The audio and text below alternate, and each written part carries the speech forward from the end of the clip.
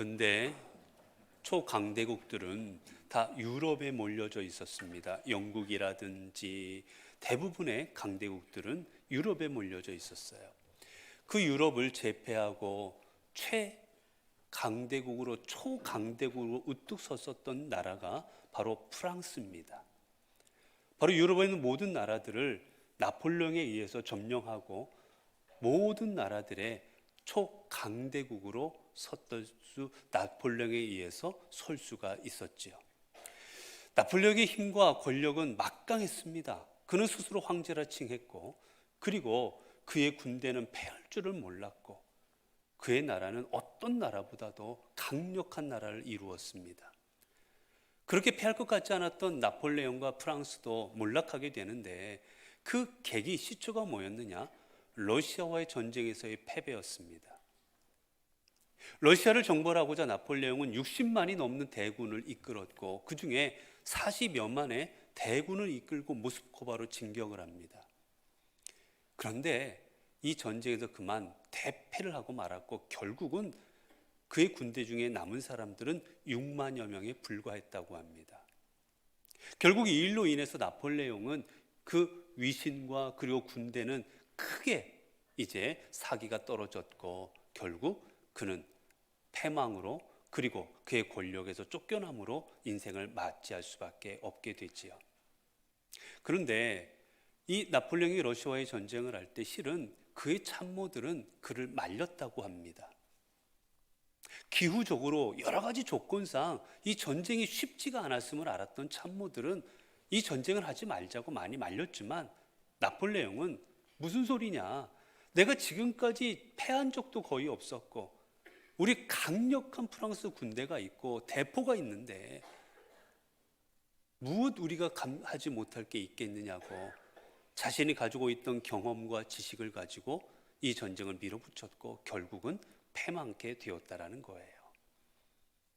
그렇습니다, 여러분. 우리는 내가 가진 지식, 내가 가진 경험, 내가 가지고 있는 모든 내 힘, 권력, 우리는 이것들로 다 이룰 수 있다라고 때로는 착각하기도 합니다. 그리고 그 착각으로 말미암아 우리는 실패와 그리고 패망과 그리고 수많은 어려운 일들을 경험할 수밖에 없게 되어지는 겁니다. 사람들이 이처럼 어떤 일들을 할 때 정말 왜 사람들은 어떤 일을 합리적으로, 왜 어떤 일을 옳고 바름을 제대로 판단치 못하고 왜 사람들은 행할까? 나폴레옹도 한때는 그 전쟁에서 승리하며 아주 합리적이고 대단한 군사 전략가였습니다. 왜 사람이 점점 그렇게 망가지게 되는 것일까? 베이컨은 그의 글을 통해서 우리에게 이런 일이 벌어지는 이유를 4가지로 설명을 합니다. 즉 뭐냐면 우상 때문이라는 거예요. 우리 이 땅을 살아가면서 사람들은 다 우상 속에 갇혀 살아간다는 겁니다. 이 우상을 깨버리지 않는 한, 이 우상을 벗어버리지 않는 한 우리의 삶을 결코 합리적으로 나아갈 수 없다라고 이야기합니다. 첫 번째 우리가 갖고 있는 우상은 뭐냐? 종족의 우상이라는 건데, 이거는 인간이기에 사람이기에 갖는 우상입니다. 이기적이고, 그리고 우리는 뭐든지 내 것을 갖고 싶어 하고, 사람들이 갖고 있는 본성이라는 게 있습니다. 그 본성에 갇혀 있기 때문에 우리는 합리적인 판단할 수가 없다는 거예요. 그 두 번째는 우리는 종족의 우상이다라고 말을 하는데, 이건 뭐냐? 우리가 속해져 있는 특수한 환경들입니다. 제가 울산에 와서 보니까 우리 교회, 저는 울산만 하더라도 서울과 환경이 너무 다릅니다. 그나마 울산에서는 울산에 있는 목사님들을 통해 다른 교회 이야기를 듣고 우리 교회를 비교해보면 이게 또 우리 교회와 다른 교회들이 너무 다릅니다. 이게 각자 처해져 있는 상황들이 다르기 때문에 내가 경험한 것, 내가 알고 있는 것, 내가 배운 것, 우리는 다 다릅니다. 근데 그것을 가지고 사람들은 판단합니다. 내가 지금까지 내가 회사 생활을 통해서 배운 것, 내가 지금까지 울산이라는 이 경상도에서 살면서 배웠던 것, 경험했던 것, 우리는 그것을 가지고 판단하고 모든 것을 우리는 행해 나가려고 하지요. 그것 또한 우리는 이겨낼 수 있어야 된다는 겁니다. 극복할 수 있어야 될 문제라는 거예요. 그 세 번째는 시장의 우상입니다. 이것은 우리의 말에 의한 잘못되어지는 것들이에요. 말을 함부로 한다라든지 아니면 우리에게만 속한 여러 단어들이라든지 이런 것을 통해서 우리가 잘못 나아가는 길입니다. 그럼 마지막은 극장의 우상입니다. 이건 뭐냐? 사람들은 누군가 권위 있는 사람이 말하는 것을 다 받아들인다라는 거예요. 옳고 그름을 판단하지 않고 누군가 권위 있는 사람이 말하면 맞겠지라고 생각하는 겁니다. 대표적인 게 TV에서 누가 유명한 사람이 나와서 내가 비타민 먹었더니 몸이 좋아졌더라. 비타민 동의납니다. 내가 뭘 먹고 괜찮아졌다. 유명한 의사가 말하거나 그러면 그 다음에 사람들은 온통 그걸 다 따라하려고 합니다. 이게 바로 극장의 우상이라는 거지요. 사람들은 각기 이런 것들에 갇혀 살아간다라는 겁니다. 우리는 알지를 못해요. 내가 합리적이라고 생각합니다. 내가 이성적이라고 생각하고 내가 하고 있는 길이 옳다라고 생각하지만 실은 우리는 이런 우상들에 다 갇혀 있다라는 겁니다. 그래서 이 우상들을 깨버리지 않는 한 우리는 바른 길로 결코 갈 수 없다라고 베이컨은 그렇게 말하고 있습니다. 여러분, 우리의 믿음이라는 게 무엇일까? 여러분, 우리의 믿음은 무엇이겠습니까? 우리의 믿음은 내가 지금까지 생활하면서 내가 가지고 있던 나의 모든 죄된 모습들, 잘못된 모습들, 하나님께서 기뻐하지 아니하는 모습들, 여러분 그것들을 깨닫고 그것을 깨트리고 주님 앞에 온전한 모습으로 나아가는 것, 여러분 그게 바로 믿음인 겁니다. 이렇게 내 자신을 제대로 깨트리고 하나님 앞에 나아갈 때 우리는 온전한 믿음의 생활을 할 수가 있고, 반면 내 자신 안에 있던 지식과 경험과 내 자신의 것들을 깨트리지 않으면 우리는 결코 온전한 신앙생활을 할 수가 없습니다. 그래서 여러분 사도 바울은 뭐라고 말합니까? 늘 내 자신을 십자가에 못 박는다라고 말을 합니다. 자신이 자아와 늘 싸운다라고 말을 합니다. 자신 안에 갇혀져 있던 유대교의 우상, 자신 안에 갇혀있던 이 성공의 우상, 자신 안에 갇혀있던 유대인의 우상, 여러 가지 우상들, 그것들을 깨트리고 하나님 앞에 나아가고자 사도 바울은 늘 몸부림을 쳤던 겁니다. 그리고 그것들을 깨트렸기에 그는 하나님께서 사용하시는 위대한 사도가 될 수 있었던 것이지요. 오늘 우리도 마찬가지입니다. 여러분 신앙생활 하실 때 여러분들 독특한 여러분들이 갖고 있는 우상들이 있습니다. 내가 가지고 있는 편견들이 있습니다. 내가 가지고 있는 선입견들이 있습니다.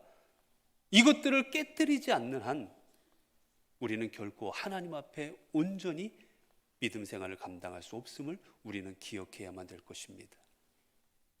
오늘 본문에 보게 되면 예수님께서 이제 갈릴리 지역을 복음을 전하시다가 본인이 자라났던 본인의 고향이었던 나사렛이라는 동네에 가신 것을 기록하고 있습니다.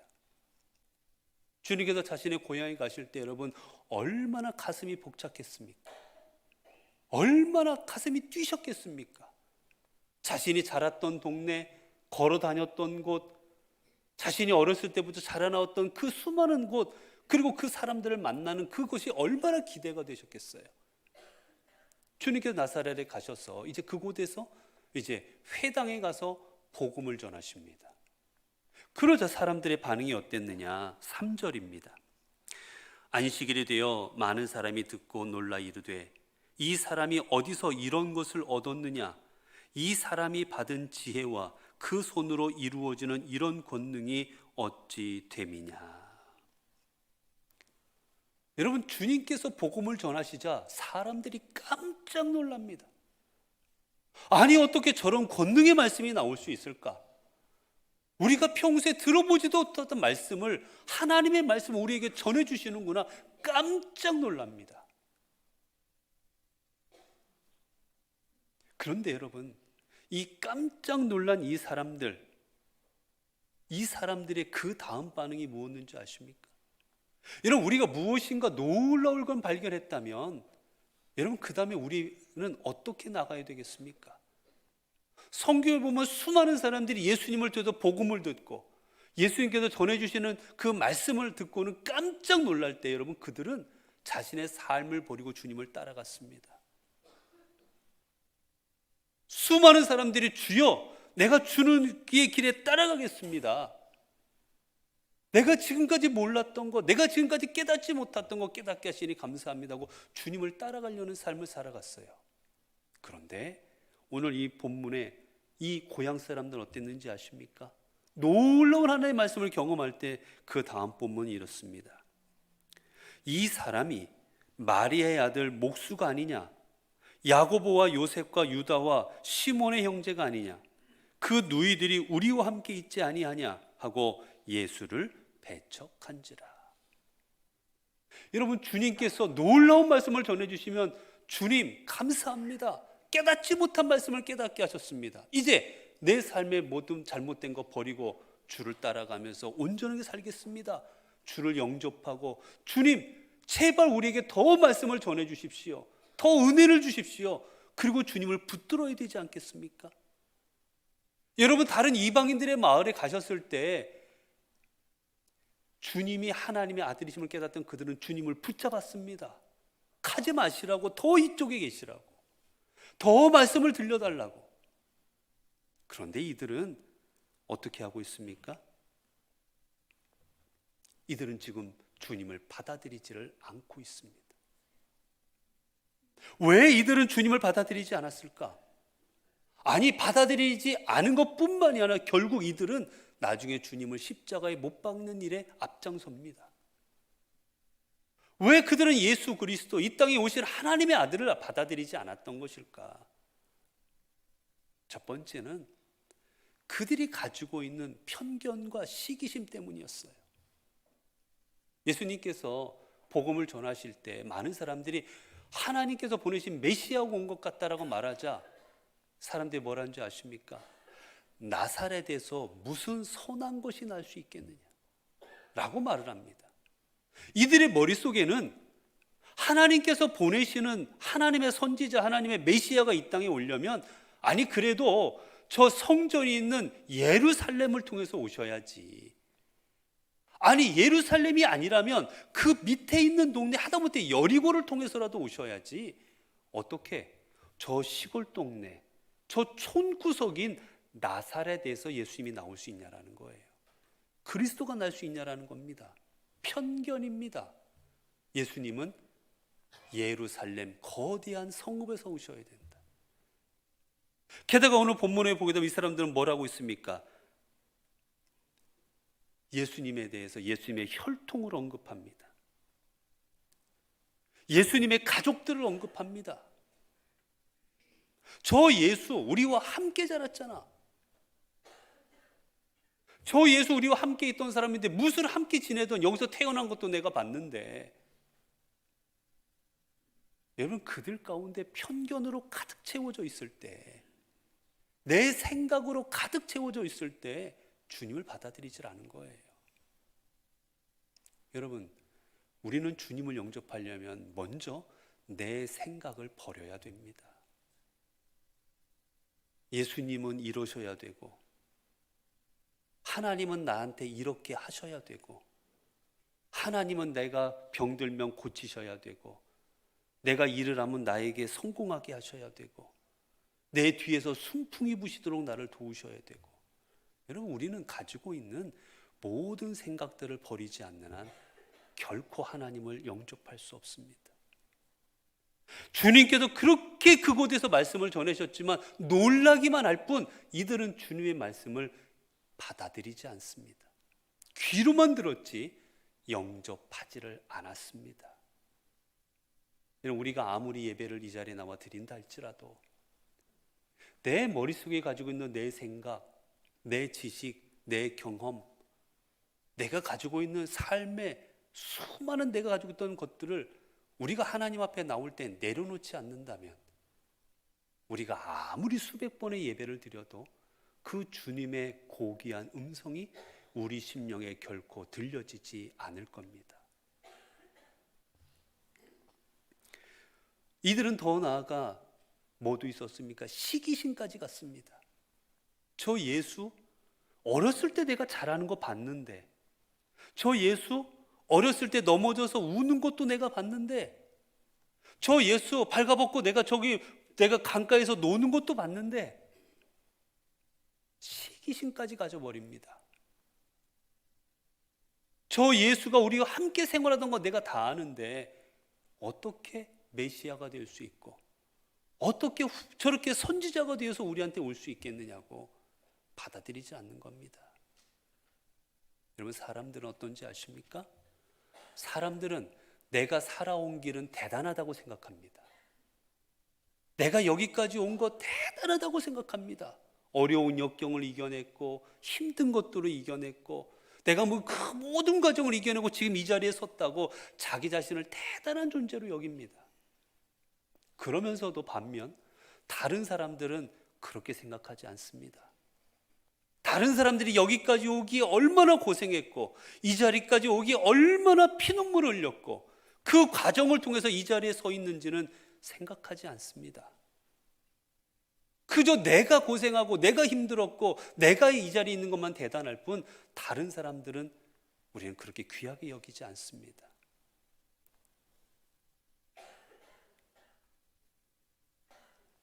내가 올챙이였던 건 생각 못하고 늘 다른 사람을 보고는 저 사람 저 올챙이였는데 라고 지적만 할 수도 있죠. 여러분, 그런 마음을 갖고 있는 한 우리는 결코 은혜로운 삶을 살아갈 수가 없는 겁니다. 그러자 이들은 이렇게 편견에 사로잡혀 있을 때, 시기심이 사로잡혀 있을 때 어떻게 합니까? 오늘 본문에 보니까 예수를 배척한지라, 예수님을 배척해버립니다. 이런 배척하다라는 말, 이 말은요 공격하다라는 뜻이에요. 예수님을 향하여 넘어지고 예수님을 향하여 공격을 해버립니다.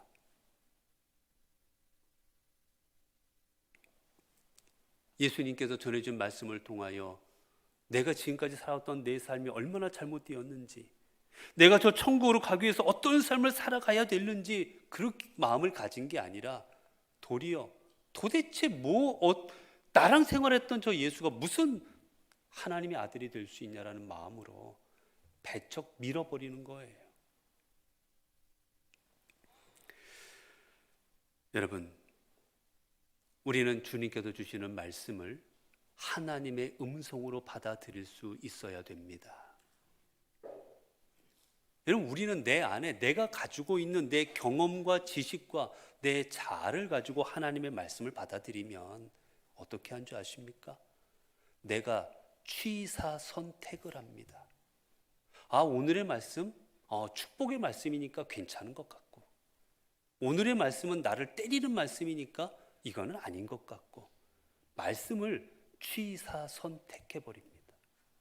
어떤 말씀은 받아들이고 어떤 말씀은 아니라고 생각하고, 어떤 말씀은 또 이건 나에게 주는 말씀이 아니라 저건 다른 사람들에게 주시는 말씀이라고 생각해버립니다. 하나님이 주시는 말씀은, 여러분, 이 성경에 있는 모든 말씀은 나에게 주시는 거지 옆 사람에게 주시는 말씀이 아닙니다. 유대인들, 특히 예수님의 고향 사람들은 예수님을 사람으로 여깁니다. 사람으로 여기자 하나님의 말씀으로 안 받아들이고 사람의 말로 받아들이자 불신하고 주님을 배척해버리는 거지요. 그리고 이제 마지막으로 어떻게 버립니까? 배척 끝나는 게 아니라 믿지 않아 버립니다. 아니야, 예수가 그럴 리가 없다, 예수는 하나님의 아들일 수 없다라고 받아들여지지, 믿지를 않아 버리는 거예요. 본문에서 그래서 불신의 그 결과가 무엇입니까? 주님을 받아들이지 않고 주님을 믿지 않자 본문은 기록합니다. 거기서는 아무 권능도 행하실 수 없어 다만 소수의 병자에게 안수하여 고치실 뿐이었고. 여러분, 주님을 받아들이지 않는 삶의 결과는 그들에게 은혜가 임하지 않았던 겁니다. 여러분, 주님이 왜 나사렛 자신의 동네에 가셨습니까? 왜 고향에 가셨습니까? 그들에게 은혜를 주시기 위해 가셨던 거예요. 그러나 자신들의 생각으로 똘똘 뭉쳐져 있던 그들, 주님의 말씀을 받아들이지 않을 자세가 되어 있지 않은 그들, 결국 그들이 주님을 배척하자 그들 가운데는 주님의 은혜가 임하여지지 않았습니다. 반면 여러분, 수로보니게 여인은 어땠습니까? 이방 여인이었습니다. 그럼에도 불구하고 이방 여인이었던 그가 주님을 믿는 믿음으로 나올 때 그녀는 주님을 통해 딸이 구원받는 큰 역사를 경험합니다. 혈루증을 12년이나 앓았던 그 여인, 예수님이 그리스도라는 사실, 메시아라는 사실을 믿고 몰래 가서 주님의 옷자락을 만졌을 때 그 혈루증이 깨끗해져 버립니다. 야이로의 딸이 죽었을 때 야이로는 주님을 믿는 믿음을 가지고 예수님께 나아갔고 주님께서 하시는 대로 다 믿음으로 따라합니다. 그때 죽은 그 딸이 살아나는 놀라운 기적을 그 가정이 경험할 수 있었던 겁니다. 주님은 당신의 능력을 믿고 의지하는 사람에게 하나님의 은혜와 기적을 베풀어 주시는 것이지요.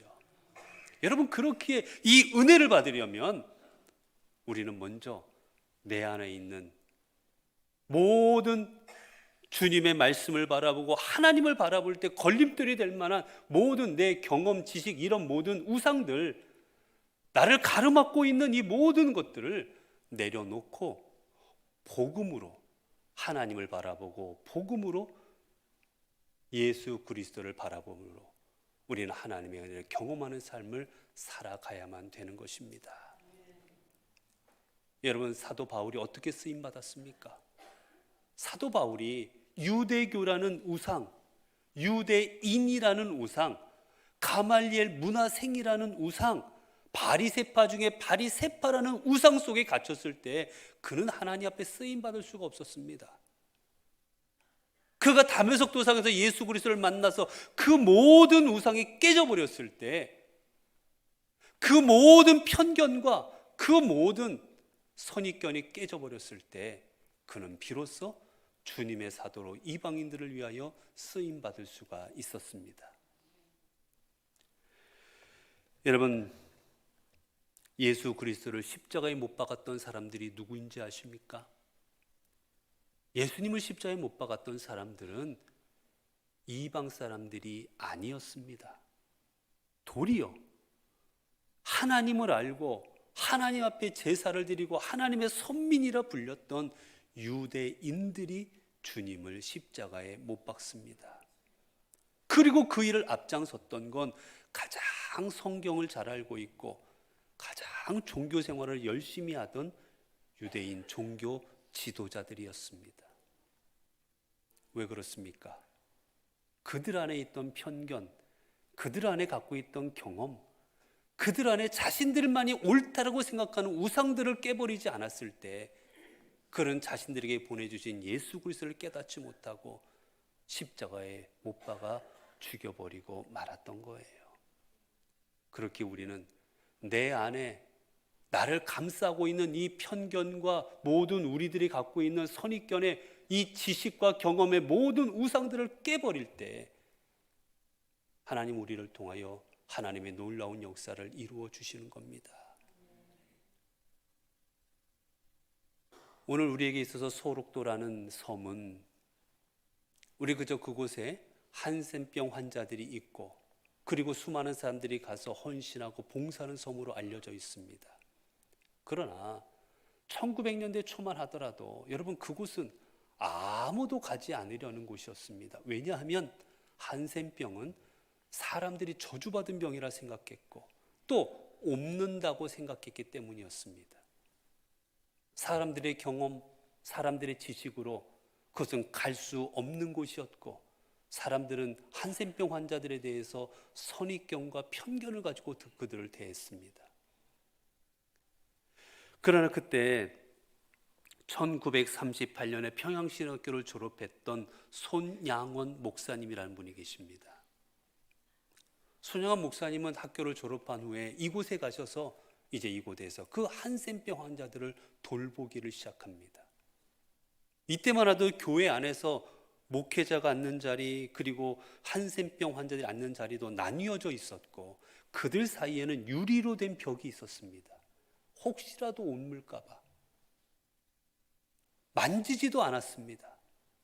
그런데 손양한 목사님은 그 모든 편견과 모든 선입견, 그 모든 것을 다 내려놓으시고 그들을 섬기기 시작합니다. 그들의 손을 잡고 그들을 부둥켜 안아주시고 그들이 아픈 것은 손수 치료해 주시고 고름을 짜내 주시고 결국 그들에 의해서 그곳에 있던 사람들이 마음이 열리고 그분들이 다 그리스도인이 됩니다. 나중에는 그들을 버리고 도망갈 수 없다고 6.25 전쟁 때는 그들을 버리고 피난 갈 수 없다고 끝까지 교회를 지키고 하다가 결국 순교를 당하시지요. 자신의 편견, 선입견, 지식, 경험 다 내려놓고 모든 것을 하나님 앞에 맡기고 나아갔던 그분을 오늘 우리는 사랑의 원자탄이라고 부릅니다.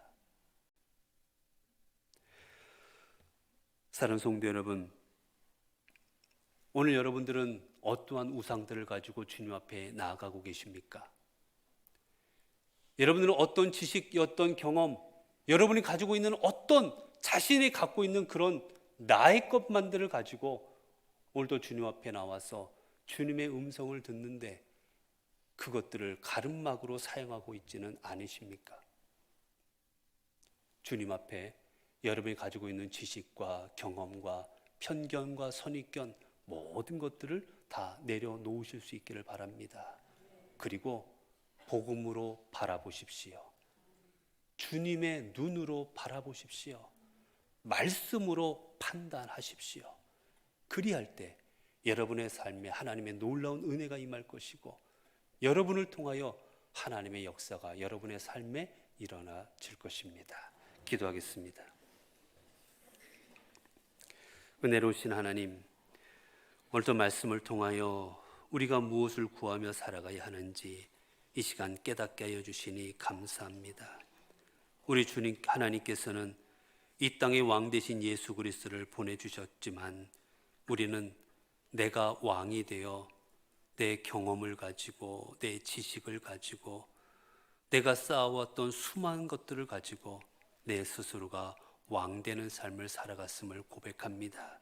이제 하나님, 내 안에 있던 모든 것 내려놓고 오직 주님으로 인하여 판단하고 주님으로 인하여 생각하고 주님으로 인하여 행하는 삶이 되어지게 하옵소서. 오직 예수 그리스도가 우리의 삶의 왕이 되셔서 주님이 인도하시는 대로 주장하시는 삶을 살게 하옵소서. 그래야 우리 안에 하나님께서 허락하는 진리와 생명이 충만한 삶이 되게 하옵소서. 우리 주 예수 그리스도 이름으로 기도드리옵나이다. 아멘.